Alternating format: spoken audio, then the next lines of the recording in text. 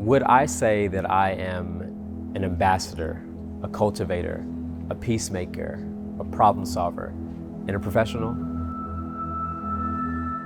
I was a very quiet, shy kid, was sort of to myself, only really came alive with the friends I had and the people around me.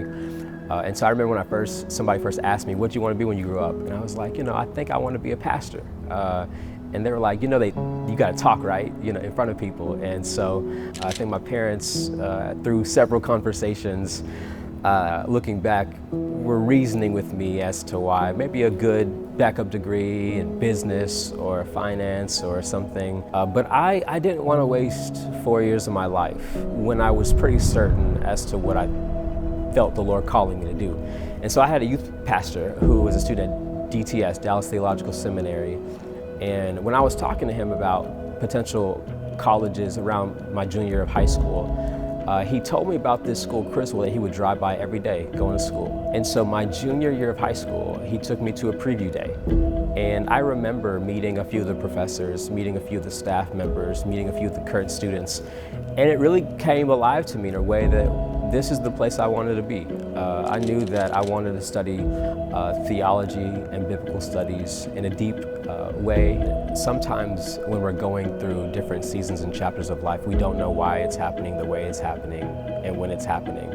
But I think hindsight gives us the privilege to see what God was doing all along. And so as a student at Criswell, I really didn't know what was going on. I knew I felt called to serve the church. I knew I felt called to ministry and to pastor and preach. It was, Dr. Alan Street and Dr. Terry Moore and Professor Bill Watson who helped form my understanding of the New Testament, that helped me see that the subversiveness of what Jesus was doing all throughout his ministry. It was Dr. Kevin Worsler and Dr. David Brooks who helped make the Old Testament come alive to me.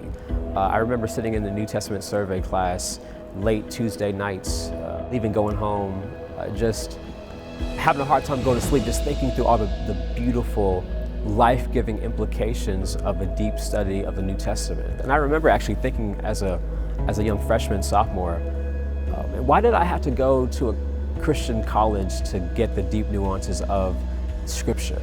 And it really birthed in me a passion to take this to the church. Serving as a pastor, there's no manual for it. We have the Scriptures. There's no how-to. A lot of it is on-the-job training, diving in, getting thrown into the deep end of life. I think the last 2 years of my life have been some of the most life-giving and meaningful years of my life. Because as Jesus said, he came to serve, not to be served.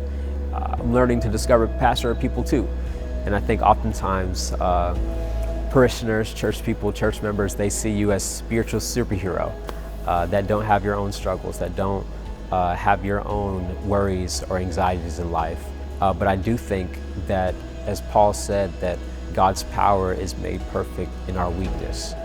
And so serving as a pastor doesn't mean you're perfect, doesn't mean you got it all together, but you follow the one who does. I've been in pastoral ministry, vocational pastoral ministry, for 2 years now. And I think as a word of encouragement to people who are in biblical studies programs or feel called to serve in ministry or in seminaries, I would say there is no wasted experience you go through in this life. God will use whatever mess you've gone through, whatever troubles, ails, pains you've gone through in this life, and make meaning out of it one day. And I think God uses what we've gone through to shape us into who He's forming us to be, and will use that to come alive in the ministry He's given you to do. And so be encouraged to know that God really does work all things together. Keep going. God will use it in ways that exceed your greatest hopes and anticipations and expectations. He's able to do it. Would I say that I am an ambassador, a cultivator, a peacemaker, a problem solver, and a professional? I would say I am.